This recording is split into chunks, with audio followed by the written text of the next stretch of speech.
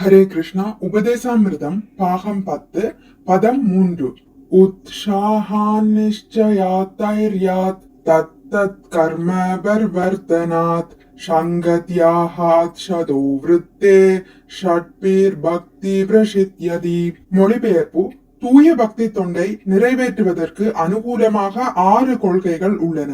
முதலாவது உற்சாகம் கொள்வது, இரண்டாவது தன்னம்பிக்கையுடன் முயலுதல், மூன்றாவது பொறுமையுடன் இருத்தல், நான்காவது சிரவணம் அதாவது கிருஷ்ணரை பற்றி செவியுறுதல், கீர்த்தனம் கிருஷ்ணரை பற்றி பாடுதல் மற்றும் விஷ்ணோஸ்மரணம் கிருஷ்ணரை நினைவிற்கொள்ளுதல் முதலிய கட்டுப்பாட்டு கொள்கைகளுக்கு ஏற்ப செயற்படுதல்.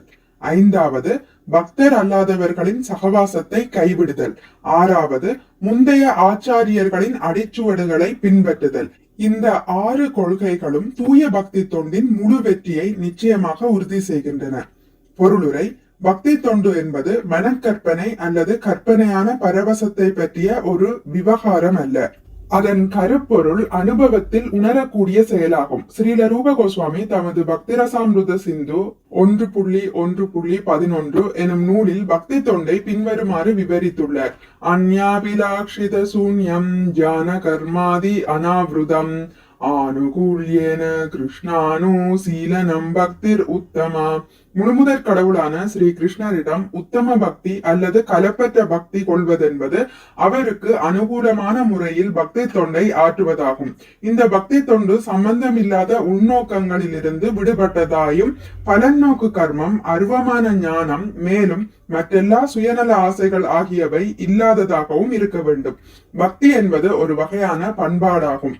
பண்பாடு என்று நாம் கூறியவுடனேயே செயலை நாம் குறிப்பிட வேண்டும். ஆன்மீகத்தை பண்படுத்துதல் என்பது சில பொய்யான யோகிகள் கற்பிப்பது போல் தியானிப்பதற்காக சோம்பேறியாக அமர்ந்திருப்பதை குறிப்பதாகாது. அத்தகைய தியானம் பக்தி தொண்டை பற்றிய தகவலை அறியாதவர்களுக்கு நல்லதாக இருக்கக்கூடும். இக்காரணத்திற்காக இது சில சமயங்களில் கவனத்தை திருப்பும் ஜட செயல்களை தடுக்கும் ஒரு உபாயமாக பரிந்துரைக்கப்படுகிறது. குறைந்தபட்சம் தற்போதைக்காவது எல்லா அபத்தமான செயல்களையும் நிறுத்துவதே தியானம் என்பதாகும். ஆனால் பக்தி தொண்டு அர்த்தமற்ற எல்லா ஜட செயல்களுக்கும் ஒரு முடிவு கட்டிவிடுகிறது. ஒருவரை அது அர்த்தமுள்ள பக்தி தொண்டிலும் ஈடுபடுத்துகின்றது. ஸ்ரீ பிரகலாத மகாராஜா பின்வருமாறு சிபாரிசு செய்கிறார். சிரவணம், கீர்த்தனம், விஷ்ணோஸ்மரணம், பாத சேவனம், அர்ச்சனம், வந்தனம், தாஷ்யம், சக்கியம், ஆத்ம நிவேதனம். பக்தி தொண்டில் 9 முறைகள் பின்வருமாறு. முதலாவது சிரவணம் அதாவது முழுமுதற் கடவுளின் நாமங்கள், பெருமைகளை கேட்டல். இரண்டாவது கீர்த்தனம், அவரது பெருமைகளை பாடுதல். மூன்றாவது விஷ்ணோஸ்மரணம், பகவானை நினைவிற்கொள்ளுதல். நான்காவது பாத சேவனம், பகவானுக்கு பாத சேவை செய்தல். ஐந்தாவது அர்ச்சனம், விக்கிரகத்தை வழிபடுதல். ஆறாவது வந்தனம், பகவான் முன் விழுந்து வணங்குதல். ஏழாவது தாஷ்யம், பகவானின் சேவகனாக செயற்படுதல். எட்டாவது சக்கியம், பகவானுடன் நண்பனாக பழகுதல். 9வது ஆத்ம நிவேதனம், பகவானிடம் பூரணமாக சரணாகதி அடைதல். சிரவணம் அல்லது செவி சாய்ப்பதே உன்னத அறிவை பெறுவதில் முதல் படியாகும். அனுமதி பெறாதவர்களிடமிருந்து கேட்கக்கூடாது. ஆனால் பகவத்கீதையில் 4.34 சிபாரிசு செய்யப்பட்டுள்ளதை போல் சரியான நபரை நாடி செல்ல வேண்டும். தத்வித்தி பிரணிபாதேன பரிப்ரஸ்னேன சேவையா உபதேஷ்யந்தி தே ஞானம் ஞானினஸ் தத்வதர்ஷினஹ. ஆன்மீக குருவை அடைந்து உண்மையை அறிய முயற்சி செய். அவருக்கு தொண்டு செய்து அவரிடம் அடக்கமாக கேள்விகள் கேட்டு ஆய்வு செய். உண்மையை கண்டவரான தன்னுணர்வு பெற்றோர் உனக்கு ஞானத்தை அளிக்க முடியும்.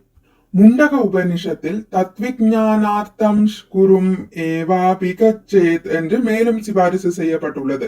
அதாவது உன்னதமான அவ்விஞ்ஞானத்தை அறிவதற்கு ஒருவன் உண்மையான ஒரு ஆன்மீக குருவை அணுக வேண்டும். ஹரே கிருஷ்ணா. இத்துடன் முடித்துக் கொள்கிறேன். இனி அடுத்த பதிவில் இதன் தொடர்ச்சி தொடரும். மிக்க நன்றி. ஹரே கிருஷ்ணா. உங்களுக்கு இந்த வீடியோ பிடித்திருந்தால் லைக் பண்ணுங்கள், ஷேர் பண்ணுங்கள், சப்ஸ்கிரைப் பண்ணுங்கள்.